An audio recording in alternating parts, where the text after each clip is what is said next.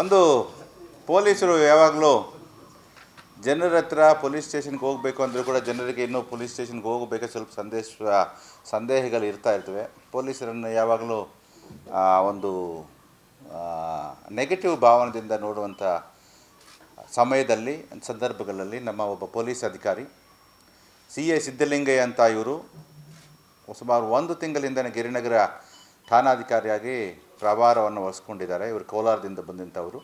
ಗುರುವಾರ ಸಂಜೆ 4-4:15 ಗಂಟೆಗೆ ಅವರು ಇದೇನು ಮತಗಟ್ಟೆಗಳಿದೆ ಎಲೆಕ್ಷನ್ ಸಂಬಂಧ ಮತಗಟ್ಟೆಗಳಿಗೆ ವಿಸಿಟ್ ಮಾಡ್ತಾಯಿದ್ರು. ಆವಾಗ ಅವ್ರಿಗೆ ಯಾರೋ ಒಬ್ಬರು ಅಲ್ಲಿ ಹೊಸಕೆರೆಹಳ್ಳಿ ಹತ್ರ ಒಬ್ಬ ಹೆಣ್ಮಗಳಿಗೆ ಯಾರೋ ಹೊಡೆದ್ಬಿಟ್ಟಿದ್ದಾರೆ ಸರ್ ಅಂತ ಒಂದು ಮಾಹಿತಿಯನ್ನು ಇವರಿಗೆ ನೀಡಿದ್ದಾರೆ.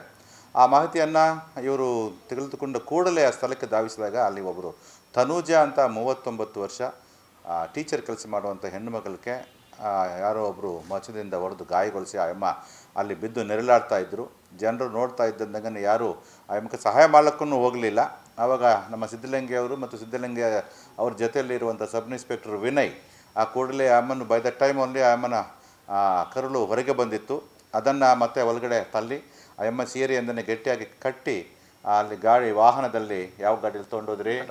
ಆಟೋದಲ್ಲಿ ತಗೊಂಡು ಅಲ್ಲಿ ಪಕ್ಕದಲ್ಲೇ ಯಾವುದು ಹಾಸ್ಪಿಟ್ಲ್ ಅದು? ಆ ಪಕ್ಕದಲ್ಲಿ ಹೊಸಕರಲ್ಲಿ ಮೇನ್ ರೋಡ್ ರಿಂಗ್ ರೋಡಲ್ಲಿರುವಂಥ ವಿಠಲರಾವ್ ಹಾಸ್ಪಿಟ್ಲ್ಗೆ ಕರ್ಕೊಂಡು ಹೋಗಿ ಅಲ್ಲಿ ಒಂದು ಫಸ್ಟ್ ಏಡನ್ನು ಮಾಡಿಸಿ ಅಲ್ಲೇ ಒಂದು ಅನ್ನಾಟೈಟ್ ಆಂಬುಲೆನ್ಸನ್ನು ಕರೆಸ್ಕೊಂಡು ಬೈ ದ ಟೈಮ್ ಅವರು DCP ಅಣ್ಣಾಮಲೈ ಅವರಿಗೆ ಮಾಹಿತಿಯನ್ನು ನೀಡಿದ್ದಾರೆ.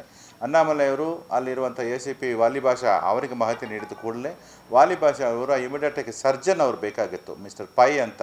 ಆ ಸರ್ಜನ್ ಅವರು ಹಾಸ್ಪಿಟ್ಲ್ನಲ್ಲಿ ಇರಲಿಲ್ಲ. ಆ ಸರ್ಜನ್ಗೆ ವಾಲಿಭಾಷಾ ಅವರು ಆ ಸರ್ಜನ್ಗೆ ಕಾಂಟ್ಯಾಕ್ಟ್ ಮಾಡಿ ಈ ಬಾಡಿ ಹೋಗಿ ಇವರು ತನುಜಾ ಅವರನ್ನು ಅಲ್ಲಿ ಕರೆದುಕೊಂಡು ಹೋಗುತ್ತೆ ಆಪರೇಷನ್ ಥಿಯೇಟ್ರೆಲ್ಲ ರೆಡಿ ಮಾಡ್ಕೊಂಡಿದ್ದಾರೆ. ಸೊ ಅವರು ಪಾಪ ಪೈ ಅವರು ಸಹ ಅವರು ಡ್ಯೂಟಿನಲ್ಲಿ ಇಲ್ಲದಿದ್ದರೂ ಕೂಡ ಇಮಿಡಿಯೇಟ್ಲಿ ಅವರು ಬಂದು ಅಲ್ಲಿದ್ದವರೆಲ್ಲ DCP ಅವರು ಮತ್ತು ACP ಅವರು ಹೇಳಿ ಆ ವಿಕ್ಟೋರಿಯಾ ಹಾಸ್ಪಿಟಲ್ನಲ್ಲಿ ಬೇಗನೆ ಈ ಸರ್ಜರಿಗೆ ಬೇಕಾಗದಂಥ ಏನು ಒಂದು ಏರ್ಪಾಡುಗಳನ್ನು ಮಾಡ್ಕೋಬೇಕು. ರಕ್ತಸ್ರಾವ ಆದ್ದರಿಂದ ಆಮೇಲೆ ಬ್ಲಡ್ ಬೇಕಾಗಿತ್ತು. ಆ ಬ್ಲಡ್ ಗ್ರೂಪು AB ಪಾಸಿಟಿವ್ ಅಂತ ಆ ಬ್ಲಡ್ ಗ್ರೂಪು ಅಲ್ಲಿ ಹಾಸ್ಪಿಟಲ್ನಲ್ಲಿ ನೋಡಿದರೆ ಅವರು ಒಂದೇ ಒಂದು ಪ್ಯಾಕೆಟ್ ಇತ್ತು. ಆ ಪ್ಯಾಕೆಟನ್ನು ಯಾಕಂದರೆ ಡೈರೆಕ್ಟಾಗಿ ಬ್ಲಡ್ ಟ್ರಾನ್ಸ್ಫ್ಯೂಷನ್ ಮಾಡೋಕ್ಕಾಗಲ್ಲ ಅಂತ ಹೇಳಿದ್ದಾರೆ. ಇವ್ರದ್ದು ದೈವವಶದಿಂದ ಇವ್ರದ್ದು ಕೂಡ AB+ ಬ್ಲಡ್ ಗ್ರೂಪ್ ಇದ್ದಿದ್ದರಿಂದ ಇವರು ಕೂಡಲೇ ತಮ್ಮ ಬ್ಲಡ್ಡನ್ನು ಬ್ಲಡ್ ಬ್ಯಾಂಕ್ಗೆ ನೀಡಿ ಬ್ಲಡ್ ಬ್ಯಾಂಕಲ್ಲಿರುವಂಥ ಬ್ಲಡ್ಡನ್ನು ಆ ಎಮ್ಮಕ್ಕೆ ಕೊಟ್ಟು ಅದನ್ನು ಕೂಡ ಅವರು ಪ್ರಾಣ ಉಳಿಸಲಿಕ್ಕೆ ಒಂದು ಸಹಾಯವಾಯಿತು. ಅಲ್ಲಿ ಆಪರೇಷನ್ ಮಾಡಿದ ನಂತರ ಆ ಎಮ್ಮ ಈಗ ಪ್ರಾಣಾಯಾಮದಿಂದ ಪಾರಾಗಿದ್ದಾರೆ. ಈಗ ಹಾಸ್ಪಿಟಲ್ನಲ್ಲಿ ಚಿಕಿತ್ಸೆ ಹೊಂದುತ್ತಾ ಇದ್ದಾರೆ.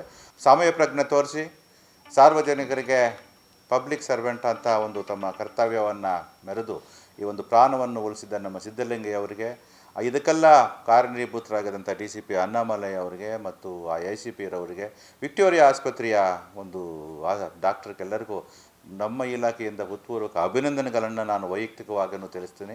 DGP ಮೇಡಮ್ ಶ್ರೀಮತಿ ನೀಲಮಣಿ ರಾಜು ಅವರು ಪ್ರತ್ಯೇಕವಾಗಿ ಇವರನ್ನು ಇವತ್ತು ಬೆಳಗ್ಗೆನೇ ಅಭಿನಂದಿಸಿ DGP ಮೇಡಮ್ ಅವರು ಅವರಿಗೊಂದು 25,000 ಬಹುಮಾನವನ್ನು ಸಹ ಅವರು ಘೋಷಿಸಿದ್ದಾರೆ. ಅವರು ಹೃತ್ಪೂರ್ವಕ ಪ್ರಶಂಸೆಗಳನ್ನು ಸಹ ಅವರು ನೀಡಿದ್ದಾರೆ. ನಾನು ಸಹ ನಮ್ಮ ಬೆಂಗಳೂರು ನಗರ ಪೊಲೀಸರ ವತಿಯಿಂದ ಅಣ್ಣಾಮಲೈ, ವಾಲಿಭಾಷಾ ಮತ್ತು ಇವರು ಸಬ್ ಇನ್ಸ್ಪೆಕ್ಟರು ಇವರೇನು ಟೀಮ್ ಇದೆ ಆ ಟೀಮ್ಗೆ ನಾನು 50,000 ಬಹುಮಾನವನ್ನು ನಾನು ಸಹ ಘೋಷಣೆ ಮಾಡ್ತಾಯಿದ್ದೀನಿ.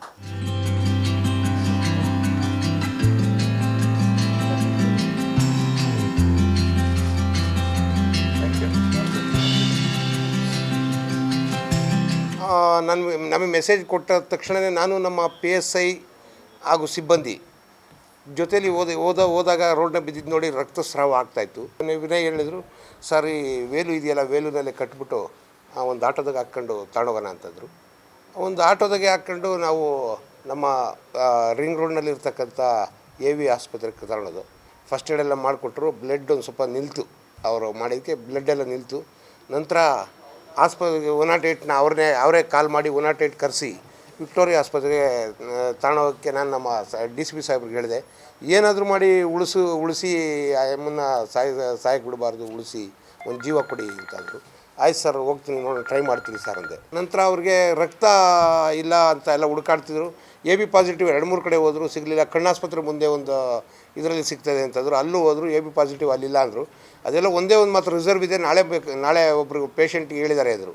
ನಂತರ ನಾನಿದ್ದನು AB ಪಾಸಿಟಿವ್ ಆದರೆ ನಂದೇ ಐತೆ ತಾಳಿ ಅಂತ ಅಂದ್ಬಿಟ್ಟು ನಾನು ID ಕಾರ್ಡ್ನಲ್ಲಿ ಇದನ್ನ ಕೊಟ್ಟೆ. ಅವ್ರೇನು ಚೆಕ್ ಮಾಡೋಂಗೆ ಇರಲಿಲ್ಲ. ನಂತರ ಎ ಬಿ ತಗೊಂಡವರು ಡೈರೆಕ್ಟ್ ಕೊಡೋಕ್ಕೆ ಬರೋದಿಲ್ಲ, ಅವ್ರದ್ದು ತಗೊಂಬಂದು ಎಕ್ಸ್ಚೇಂಜ್ ಮಾಡಿಕೊಡ್ತೀವಿ ಅಂತೇಳಿ ನನ್ನ ಬ್ಲಡ್ನ ತಗೊಂಡ್ರು, ಕೊಟ್ಟರು. ತದನಂತರ ರಾತ್ರಿ 9:30 ತನಕ ನಾನು ಅಲ್ಲೇ ಇದ್ದೆ.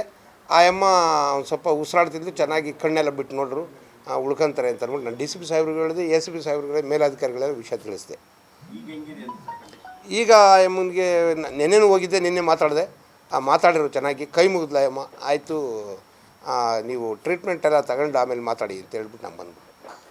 ಸಾರ್ವಜನಿಕರಲ್ಲಿ ನಾವು ಈಗ ಇತ್ತೀಚೆಗೆ ಬೆಳವಣಿಗೆಗಳು ಯಾರಾದರೂ ಗಾಯಗೊಳಿಸಿದರೆ ಅದನ್ನು ಮೊಬೈಲ್ನಲ್ಲಿ ವಿಡಿಯೋ ಮಾಡಿಕೊಂಡು ಅದನ್ನು ವೀಕ್ಷಣೆ ಮಾಡ್ತಾ ಇದ್ದೀವಿ ಹೊರತು ಅವರನ್ನು ಹಾಸ್ಪಿಟ್ಲಿಗೆ ಸಾಗಿಸುವಂಥ ಒಂದು ಸೌಜನ್ಯತೆಯೂ ಸಹ ನಾವು ತೋರಿಸ್ತಾ ಇಲ್ಲ. ಅದಕ್ಕಾಗಿ ಹೊಸದಾಗಿ ಒಂದು ಕಾನೂನು ಸಹ ಬಂದಿದೆ. ನೀವು ಆ ಗಾಯಾಳುಗಳನ್ನು ಆಸ್ಪತ್ರೆಗೆ ಸೇರಿಸಿದರೆ ಅಲ್ಲಿ ನಿಮ್ಮ ಹೆಸರು, ವಿಳಾಸ ಏನು ನೀಡುವ ಅವಶ್ಯಕತೆಯೂ ಇಲ್ಲ, ನಿಮ್ಮ ಹೇಳಿಕೆ ನೀಡುವೂ ಕೂಡ ಅವಶ್ಯಕತೆ ಇಲ್ಲ. ಆದರೂ ಕೂಡ ಜನರು ಅಯ್ಯೋ ಇದನ್ನು ಅವ್ರನ್ನ ಸೇರಿಸಿದರೆ ನಮಗೆ ಯಾಕೆ ಬರುತ್ತೋ, ನಾನು ಸ್ಟೇಷನ್ಗೆ ಸುತ್ತಬೇಕು, ಕೋರ್ಟ್ಗೆ ಹೋಗಬೇಕು ಅಂತ ಭಾವನೆಯಲ್ಲಿದ್ದಾರೆ. ಅದು ಒಂದು ತಪ್ಪು ಕಲ್ಪನೆ. ಯಾರಾದರೂ ಸ್ವಲ್ಪ ಗಾಯಾಳುಗಳನ್ನು ಕೂಡಲೇ ನಾವು ಆಸ್ಪತ್ರೆಗೆ ಸಾಗಿಸಿದರೆ ಒಂದು ಪ್ರಾಣ ಉಳಿಸಿದಂತಾಗುತ್ತೆ. ಆ ನಿಟ್ಟಿನಲ್ಲಿ ಮತ್ತೊಮ್ಮೆ ನಾನು ಸಾರ್ವಜನಿಕರಲ್ಲಿ ಇಂಥ ಸಮಯದಲ್ಲಿ ನಮ್ಮ ಜೊತೆಗೆ ಕೈ ಜೋಡಿಸಬೇಕು ಅಂತ ಕೇಳ್ಕೊತೀನಿ.